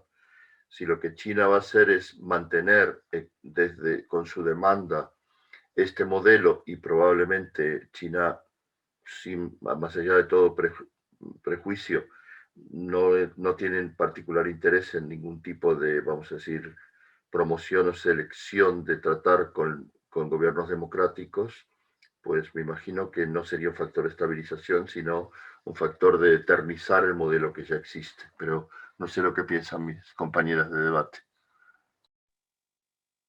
Yo soy muy cauta a la hora de hablar de China. He leído muchísimos análisis que se aventuran a especular cuáles son las intenciones de China, si va a pasar de una potencia que a través de la creación de este nuevo plan de la nueva ruta de la seda, esto va a pasar a una influencia militar y a una influencia política para exportar sus valores. No soy sinóloga, creo que los análisis que he leído tampoco son escritos por sinólogos, y me parece que es jugar otra vez al choque de civilizaciones, pero esta vez con China en vez de con América y con el mundo árabe, o con Europa y con el mundo árabe. Lo que está claro es que China está jugando a un juego en el que también están jugando otros, que es la construcción de infraestructuras y el apostar por la conectividad, y esa conectividad que a través de cibercrímenes o a través de otras actividades básicas para el mundo, para el contexto global, sobre todo a medida que se desarrolla la cuarta revolución digital, van a ser imprescindibles para entender. Y yo creo que a mí me parece que hay dos cuestiones que cada vez que hablamos del Oriente Próximo tenemos que tener en cuenta, y no las escucho mucho. Uno es la construcción de infraestructuras, que no solo por parte de China, pero sobre todo principalmente por parte de China. Mira los puertos que ha construido en Argelia o que ha financiado en Argelia y en Grecia. No son moco de pavos, también tenemos, de nuevo, recuerdo que el Mediterráneo se va a convertir en un espacio central, y quizás esto ayude a que la Unión Europea vuelva a creer en el Mediterráneo. No lo sé si va a ser así, pero bueno, es otro Mediterráneo distinto en el que pensaba la Unión Europea. Y otro es, y esto no es nada nuevo, pero tampoco creo que se mencione lo suficiente, son los procesos de acumulación de capital que han convertido a los países del Golfo, y es la única manera por la cual los países del Golfo se han convertido en un núcleo, en una especie de, no sé cómo explicarlo, pero sabéis que la globalización crea sistemas de centro-periferia. Los países del Golfo, gracias a estos procesos de acumulación de capital, sobre todo gracias al dinero de los hidrocarburos, también se han convertido en su propio centro dentro de la periferia del mundo árabe, pero también se ha convertido en un centro por derecho propio a nivel internacional, gracias a sus inversiones, gracias a sus hubs, gracias a sus fondos soberanos. Entonces esto hay que tenerlo muy en cuenta. Entonces, cada vez que hablamos del futuro de China y de cuáles son las implicaciones de China, esto de follow the money creo que hay que tenerlo en cuenta, y la economía política sí que va a ser quizás el factor más importante a tener en cuenta, más que la geopolítica tal y como nos gusta entenderla. Y ahí sí que creo que podemos intentar entender no qué es lo que quiere China, sino qué es lo que puede China y qué es lo que pueden otros estados en Oriente Próximo. Y sí que me gustaría hablar de qué entendemos por efecto equilibrador. Me ha encantado lo que ha dicho Mariano, porque efecto equilibrador significa que se mantengan las cosas como están, porque se sigan las élites que ahora mismo, no solo políticas sino económicas, que ahora mismo garantizan la perpetuación de los regímenes que tienen las riendas de los distintos países de Oriente Próximo, se mantengan en el poder. Sí, pero eso no es un efecto equilibrador. De nuevo, ¿cuán sostenibles son estas situaciones? Yo sí que, si nos quedamos con una pregunta, sí que he planteado muchas preguntas abiertas, es ¿cuán sostenibles son las situaciones en las distintas arenas políticas domésticas de los países de los que hemos estado hablando? Victoria, no sé si quieres añadir algo. Sí, bueno, yo creo que lo que decía Itxaso, estoy bastante en la misma línea, ¿no? Y sobre todo lo que pienso es que estamos mirando China otra vez desde, pues no sé, la experiencia de los países occidentales en la región. Pero quiero decir, yo creo que China, no sé si lo está haciendo o si no lo tendrá que hacer, aprender precisamente de las experiencias y los errores de sus predecesores, ¿no? Y creo que en ese sentido lo que parece que va con bastantes más pies de plomo que otros países, ¿no? Intentando precisamente pues no ser sustraído a las dinámicas regionales internas, ¿no? Y en ese sentido pues creo que el hecho de... Pero quiero decir, también puede tener una contrapartida para ellos, ¿no? Entonces, por eso creo que, ¿no? Como por ejemplo, tiene una relación mucho más fuerte con Irán de la que pueden tener los países occidentales, y al mismo tiempo está intentando desarrollar unas relaciones fuertes con los países del Golfo, pero bueno, yo creo que no hay que verlo tampoco en plan como todos súper amigos, ¿no? Yo creo que también existe un potencial de propia competición comercial, ¿no? Entre, bueno, la nueva hub comercial que es Dubái y otros países de la región. Entonces, bueno, yo, como decía Chaso, es muy difícil opinar, pero yo creo que lo que está intentando, al menos lo que percibe, es una estrategia más pausada y viendo bien cuáles son las opciones que se le presentan, precisamente para no verse sumergido pues en esas dinámicas políticas y militares que se quieren poner, y que yo no le veo intención a China de querer implicarse en problemas tan profundos y tan asentados como son los que acontecen en la región. Hay una pregunta en línea un poco con lo que mencionaba Itxaso de las medidas para adoptar, las medidas que hay que adoptar para implementar una nueva agenda en el Mediterráneo. ¿Cuáles serían esas medidas? No sé, las medidas ya están marcadas. Hay un plan de inversiones que pretende, creo que eran 7.000 millones, convertidos en 30.000 millones gracias a cooperación público-privada. Yo no creo que el problema sean las medidas, yo creo que el problema es el prisma.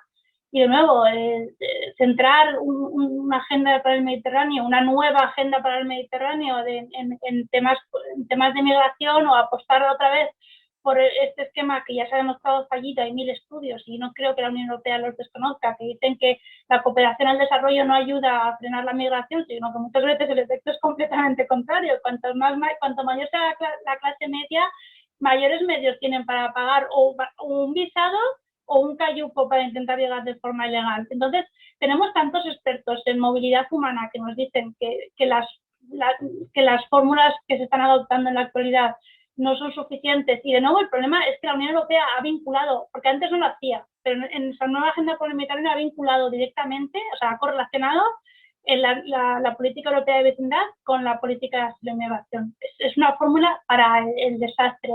Evidentemente sí que hay, yo soy una creyente ferviente en la condicionalidad. Sé que no se va a hacer condicionalidad positiva o condicionalidad negativa. Cuando se ha aplicado la condicionalidad positiva, el more for more, en el caso de Marruecos, al final Marruecos es un estado en el que el respeto por los derechos humanos tampoco ha mejorado en los últimos años, pero sí que es un país que garantiza estabilidad y que nos importa mucho a todo el sur.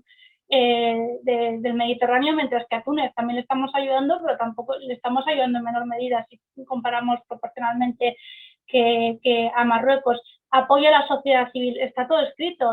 No tenemos que hacer el apoyo a la sociedad civil no puede ser únicamente a través de las fórmulas que nos permiten los distintos regímenes, porque tenemos los mecanismos para que estos distintos regímenes permitan que ayudemos a sus sociedades civiles. No puede ser solo sociedades civiles occidentalizadas que hablen inglés y que sepan rellenar 44.000 formularios. No tenemos por qué huir de los islamistas, porque al final si los eligen democráticamente las sociedades y si hay apoyo por parte de las sociedades, lo siento, nosotros si de verdad queremos crear relaciones horizontales, no puede ser en condicionalidad de únicamente cumple con nuestros ideales y con nuestras exigencias culturales. El cambio climático, antes se preguntaba y de hecho se me ha pasado, cualquier inversión que llevemos a cabo, que se lleva a cabo tanto desde el sector público como desde el sector privado de la Unión Europea en los países de la vecindad sur, sometida a que cumplan criterios de la Agenda Verde. Tenemos una Agenda Verde y creo que es algo que la Unión Europea le puede servir para erigirse en este poder normativo que nunca sé si llegó a alcanzar. Ayudar a la brecha digital y ayudar efectivamente a que no existan fracturas digitales.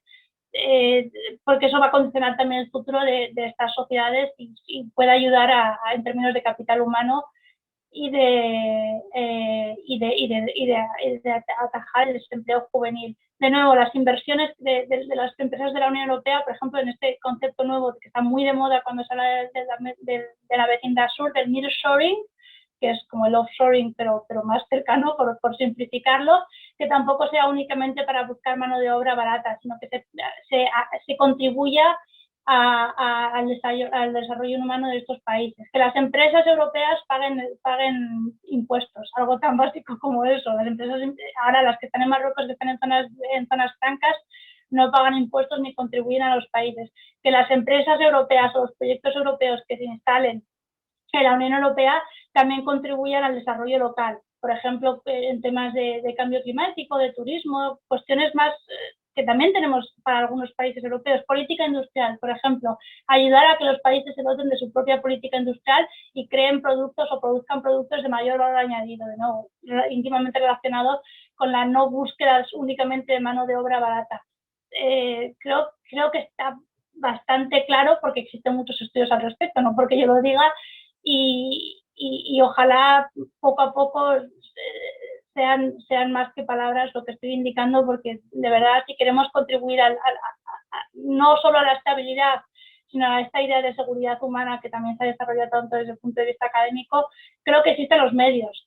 Evidentemente la última palabra la van a tener los regímenes, y también hemos indicado que el mayor peligro es que los regímenes no tienen planes a medio o a largo plazo en ámbitos como el cambio climático y como el desarrollo humano, pero en la medida en que la Unión Europea pudiera ayudar, y creo que de verdad la mayor prioridad debería ser finalizar con la secularización de la movilidad humana y crear un sistema de gobernanza de la movilidad humana que permita que estos migrantes que tienen derecho a migrar no sean demonizados y puedan llegar a las costas europeas, porque si no lo van a hacer y de otra forma, esto también nos lo han demostrado. Creo que está claro y la Unión Europea también lo sabe. Es una cuestión también de voluntad y es una cuestión de que sabemos que la política exterior de la Unión Europea también depende de 27 Estados miembros que no están dispuestos tampoco a aplicar esa voluntad.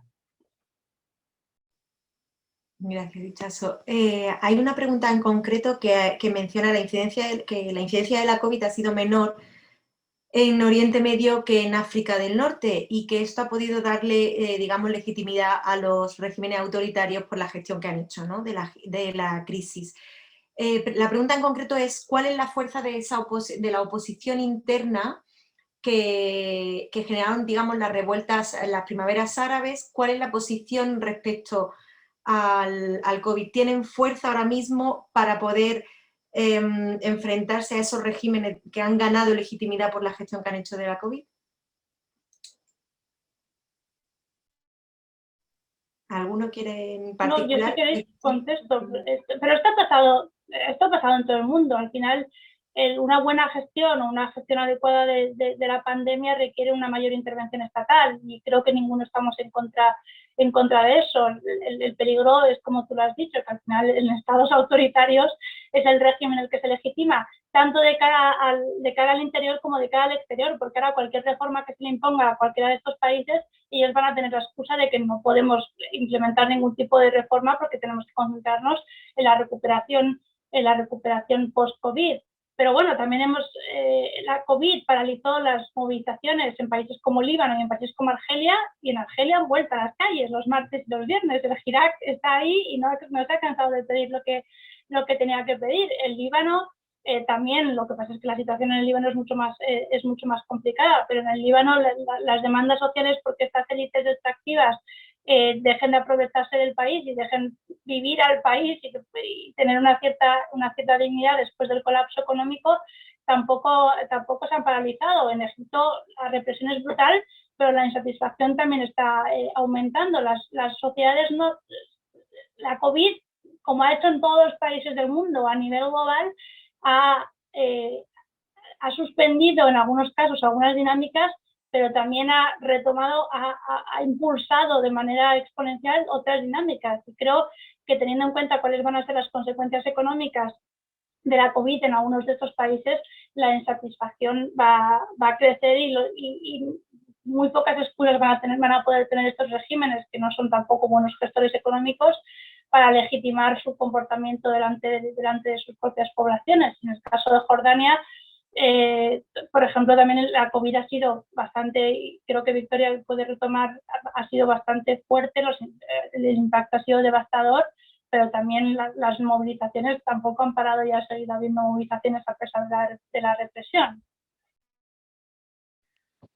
Pues sí, bueno, yo creo que al final la COVID lo que ha hecho, podemos decir que es exacerbar tendencias y estructuras que ya existían de antemano. O sea, al final no es nada nuevo, ¿no? Como dice Chazo en el caso de Jordania, por ejemplo, pues bueno, la gestión positiva o buena duró 2 meses y después, bueno, ha sido un completo caos y cada vez, bueno, tienen cada vez más cientos de miles de casos y nada, la gente está muy frustrada, sí, pero bueno, como dije antes también, aunque la gente ha querido protestar y ha habido algunas movilizaciones, como los profesores el año pasado en verano, y este año, ¿no? La gente quería rememorar pues el 10º aniversario de las protestas de 2011, pero esto ha sido limitado no solo por la legislación extraordinaria que todavía sigue vigente a día de hoy en Jordania, sino por la legislación normal que ya existía en el país y que es la que posibilita de verdad arrestar a la gente por realizar este tipo de actos. Bueno, lo que pasa es que al final, pues sí, diciendo que no se pueden juntar más de 10 personas, pues claro, así cualquier tipo de protesta o de reunión pues puede ser prohibida, ¿no? Pero en verdad sin ninguna base legal en la constitución del país, ¿no? Y bueno, al final yo también creo que una cuestión, ¿no? También de países ricos y países pobres, ¿no? Al final, tú tienes un país como Emiratos Árabes Unidos, tiene dinero, tiene fondos soberanos, no solo puede capear mejor la crisis, sino también puede pagar lo que se está pidiendo por comprar unas vacunas a nivel mundial y ser de los primeros y vacunar a un elevado porcentaje de su población, algo que pues otros países pues es que no se lo pueden permitir, es simplemente imposible, ¿no? Y entonces al final pues arrastrando todas esas crisis económica y social que ya es estructural, bueno, pues lo que ha sucedido simplemente se añade sobre ello y lo que va a hacer es, pues, es retrasar y dificultar más que se pueda, pues, bueno, no sé, solucionar, porque quiero decir que la solución es mucho más complicada de simplemente recuperar, no es volver al nivel anterior, pero es que incluso volver al nivel anterior va a costar bastante, por lo menos un par de años,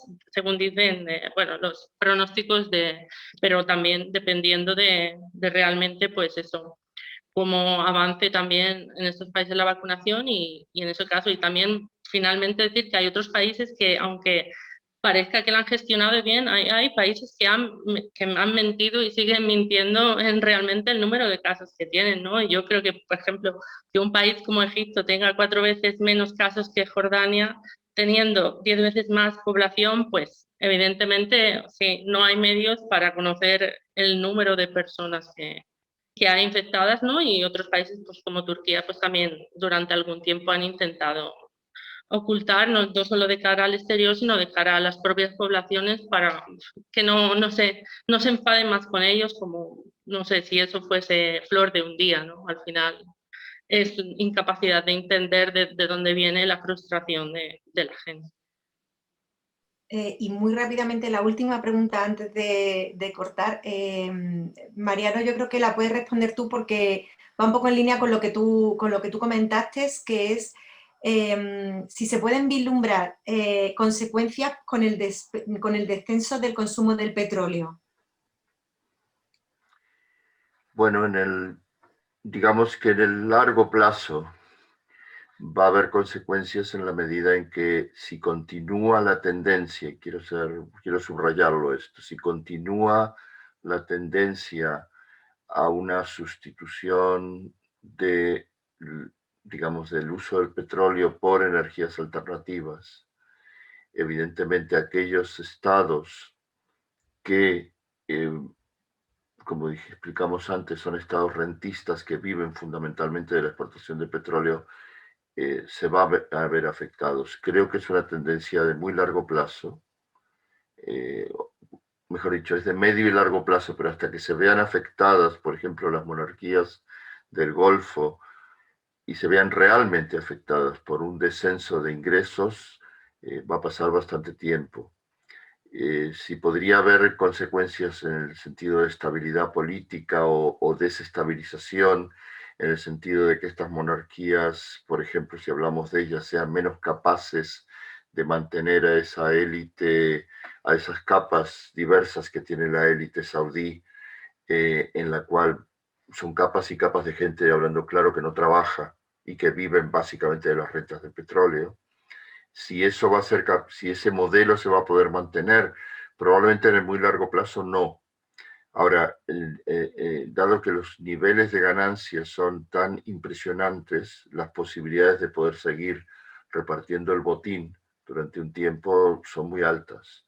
Y por lo tanto, las posibilidades de que tengan la capacidad económica, aunque vaya avanzando las economías verdes, aunque disminuya la demanda de petróleo, aunque tengan menos ingresos, me temo que todavía por un tiempo van a poder aguantar mucho. Vale, pues yo creo que lo tenemos que dejar aquí porque estamos justo en tiempo. Muchas gracias a los tres por participar y por compartir conocimientos, ideas. Es estupendo poder haber podido estar aquí con vosotros. Le voy a pasar la palabra a José Manuel, que quiere indicar los próximos debates cuáles van a ser. Y nada, muchas gracias a todos por asistir y por participar. Muchas gracias, Lourdes. Muchas gracias a los cuatro ponentes que habéis estado espléndidos, pero a mí me creáis un problema. El problema es que el Club de Roma intenta indagar cuál es la realidad y de alguna manera nosotros desde la creación del club en 1968 la complejidad de los asuntos y las interacciones entre los dispersos asuntos se ha multiplicado de una forma exponencial y cada vez más. Y entonces, cuando nosotros abordamos este tema, teníamos muy claro que la pugna Arabia Saudita-Irán o Irán-Israel, o el tema del retomar el acuerdo nuclear iraní, o las sanciones, o la posición de Europa, o el cambio que se produce inmediatamente después de la llegada de Biden, es que vuelva a retomar la agenda en parte nuclear de Obama, de cómo paro a esta República Islámica, parecía ser que era un eje vertebrador del tema. Pero claro, oyéndoos, nos damos cuenta que es que las facetas son múltiples y que son facetas además que algunas de ellas nos afectan incluso a otros ciclos que estamos organizando. Nosotros estamos desde el Club de Roma, se lanzó hace 3 años con la publicación de un libro, de un informe del Club de Roma, de un informe del Club de Roma, porque no está hecho al uso de otros informes. Como saben ustedes, el Club de Roma descubrió en 1968, cuando se creó, Aurelio Peccei, descubrió que eran incapaces de hacer un documento maravilloso para explicar el futuro de la humanidad. Y entonces hizo de la necesidad virtud. Decidieron que el Club de Roma no haría informes del club, sino que haría informes al club. Preguntaría a una serie de expertos, les diría que hicieran unos informes pensando globalmente, buscando las interacciones y midiendo el largo plazo. Y entonces se recibían informes. Lo que pasa es que la aventura para el Club de Roma fue que el primer informe que se recibió fue el de los límites al crecimiento, que coincide con una crisis petrolífera en el 72, y que por primera vez en un informe se intenta relacionar crecimiento demográfico, recursos naturales, enseñanza, gobernabilidad, o sea, miles de temas. Bueno, no miles, porque entonces la ingeniería de sistemas estaba empezando, estaba a pañales la teoría de sistemas, pero lo cierto es que muestra un modelo que puede ser ingobernable en la medida que vayamos metiendo más factores y en la medida que vayamos considerando más facetas. Y aquí de pronto empiezan a aparecer múltiples facetas. Ustedes han mencionado, y las preguntas de los asistentes han hecho referencia a preguntas relacionadas con la religión, con las distintas visiones de la religión, con distintos posicionamientos, con de alguna manera las tentaciones de las clases dirigentes de seguirse manteniendo y reproduciéndose y evitando que entren nuevas élites que les puedan separar de los logros del poder. ¿Qué significa esto? Significa que a lo mejor tenemos que volver a hacer dentro de 4 meses otra visión de Oriente Medio, porque habrá habido elecciones en Irán, porque a lo mejor el tema del arma nuclear, que es un arma determinante, porque evidentemente debido a que hemos roto la ilusión de un acuerdo nuclear, le hemos recordado a la República Islámica que a lo mejor, y esto lo ha recordado hoy el secretario de Estado, a lo mejor esta es la única manera de mantener el statu quo de la región si este nuevo actor tiene, perdón, este actor tiene también, se convierte en un actor nuclear, cosa que hasta ahora no era. Y de hecho, en alguna de las preguntas se han dicho cosas como, oiga, de alguna manera Israel quiere montar un conflicto con Irán. Hombre, pues hay señas de que hay gente agresiva que le gustaría y que piensan que la solución podría ser un conflicto. Pero lo cierto es que a nosotros nos pone frente a un espejo también. Y es que a lo mejor nosotros, que vamos a iniciar un ciclo sobre la nueva ilustración, nos estamos dando cuenta que a lo mejor tenemos unos pensamientos demasiado eurocéntricos y demasiado centrados en una manera de pensar que es la ilustración europea del siglo XVIII. Y somos incapaces de ver que hay otros legados civilizatorios, que hay otras culturas. Es, por ejemplo, a veces la falta de comprensión de los fenómenos chinos. China vive desde otra civilización y tiene otros ritmos, a veces no tan apresurados. Y a lo mejor está recuperando su liderazgo mundial en las globalizaciones de hace 5 o 6 siglos. Y nosotros no somos conscientes de ellos, sino que le aplicamos criterios de unas sociedades donde se ha construido un estado del bienestar a lo largo de los 2/3 últimos del siglo XX. ¿Eso es aplicable a todo el mundo? Pues es un poco lo de los temas de la imposibilidad del trilema de Rodrik sobre la globalización, o la imposibilidad que a lo mejor existe en el propio trilema del Club de Roma, que dice que tendremos que conseguir una sociedad que sea ecológicamente perdurable, económicamente viable y socialmente solidaria.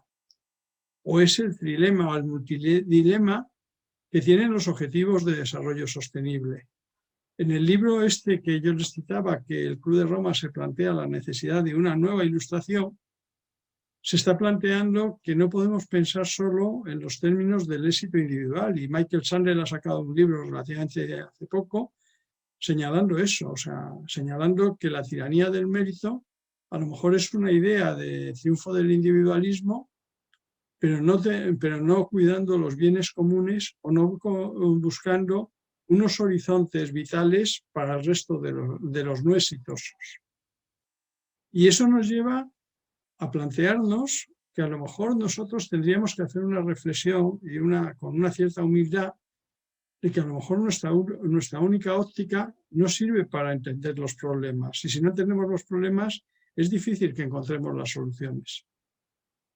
A mí, escuchándoos a vosotros, es que me salen como 16 temas para incorporar al programa del Club de Roma. O sea, porque es que habéis dicho tantas cosas que no sois conscientes de ello. Lo habláis y decimos, sí, ¿y hay solución? Pues a lo mejor no, es que a lo mejor estamos ante un caso más de no solución. Que es un caso más de no solución, como cómo vamos a pasar de una sociedad viviendo de los hidrocarburos a una sociedad descarbonizada. ¿Es fácil eso? Lo podemos enunciar como programa, pero tenemos verdaderas dificultades. O sea, tenemos un mundo construido a retazos, construido pues, buscando las oportunidades y los beneficios económicos, y a lo mejor ahora va a ser muy difícil volver a equilibrios naturales, a complementariedades, a una vida mucho más austera, a que a lo mejor ese Occidente se dé cuenta que convendría que las soluciones no solo las pensara desde su óptica, sino también desde las ópticas de las sociedades en que tienen otras creencias y otras maneras de vivir. A nosotros, ya os digo, yo pensaba contaros pues, pequeñas cosas. O sea, primero que estamos muy contentos porque justo ahora que estamos intentando que la oficina del Club de Roma en Barcelona tenga una mucha mayor proyección hacia el Mediterráneo, pues nos ha llegado la confirmación por parte del Ministerio del Interior y del Registro de Asociaciones que le han concedido a la oficina la declaración de utilidad pública, lo cual nos obliga mucho más a ser más coherentes con nuestros objetivos, a ser más rigurosos con nuestros planteamientos, a mejorar en definitiva la respuesta que queremos dar a la sociedad. Nosotros teníamos por delante, con S-Global, plantearnos después del verano ese papel de China que decís, porque China está haciendo cosas realmente singulares e importantes muy silenciosamente. Y mientras que Europa sigue diciendo que queremos ser una potencia blanda, pues resulta que seguimos discutiendo de cómo compramos las vacunas, pero muy poco de cómo contribuimos a que las vacunas lleguen al Mediterráneo Sur o que lleguen a otras zonas del planeta.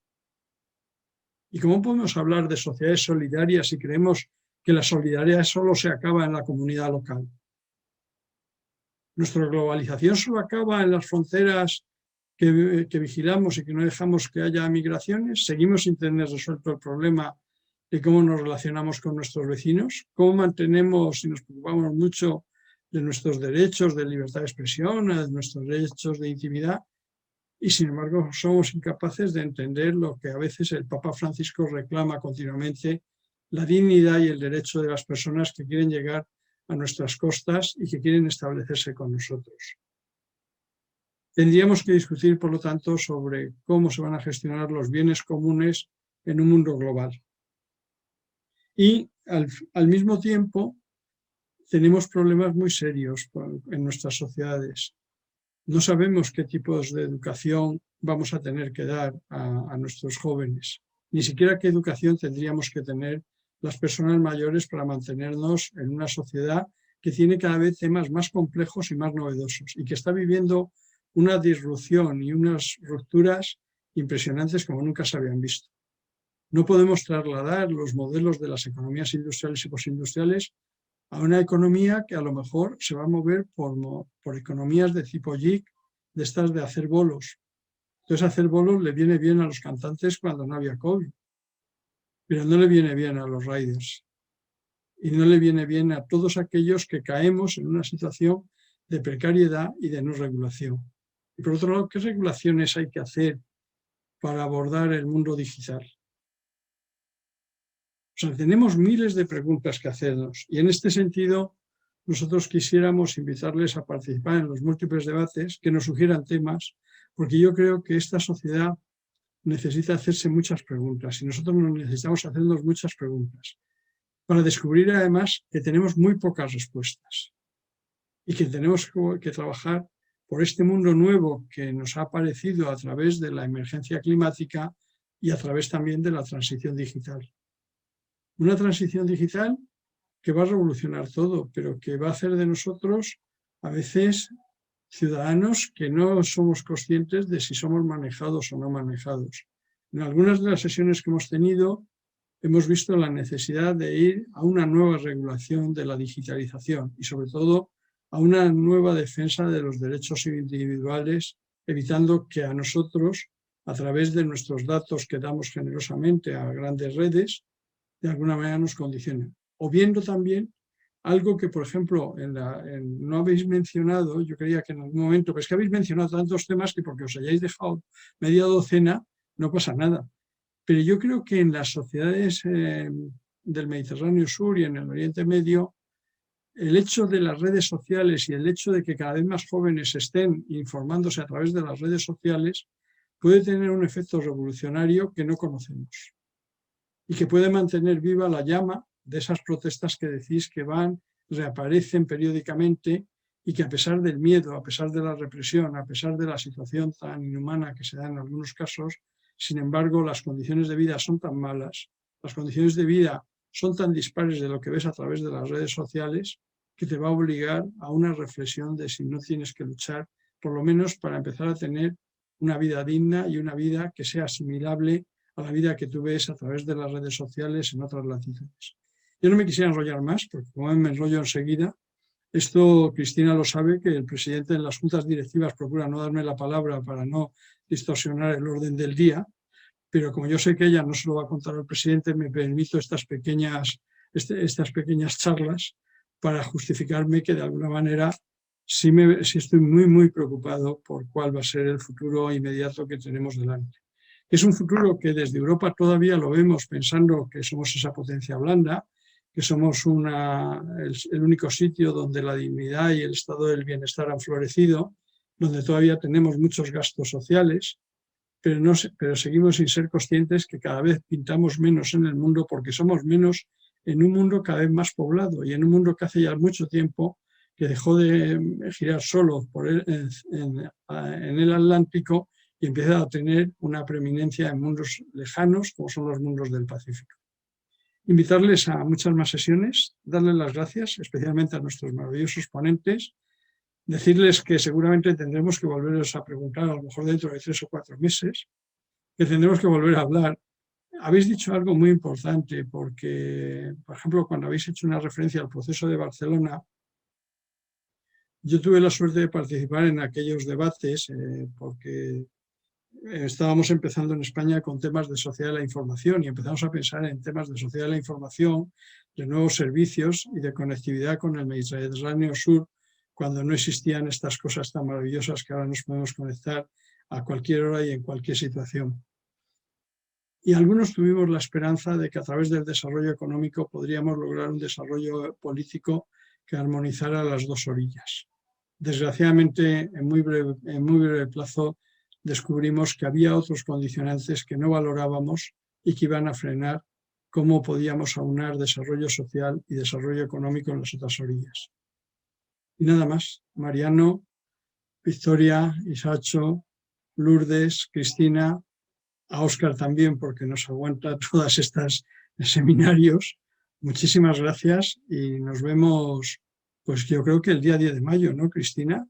Para hablar de Biden, para hablar de Biden. Entonces ya sabremos más cosas, se habrá afianzado en la idea de abandonar Afganistán y sabremos cómo le va en las negociaciones con Irán. Estas cosas que solo le faltaba ahora a la Unión Europea que apareciese boicoteando los avances del acuerdo. Pero bueno, ya saben ustedes que el señor Lavrov no es cualquier cosa. Es algo más que un ministro de Asuntos Exteriores. O sea, la gente cree que es un ministro a veces como los que tenemos al uso en otros ámbitos del planeta, pero yo creo que Obama en la crisis de Siria descubrió la larga mano de Lavrov y cómo en muy pocos días la crisis siria se siguió agudizando para beneficio de la Federación Rusa. Nada más, muchísimas gracias y nos vemos en unos días.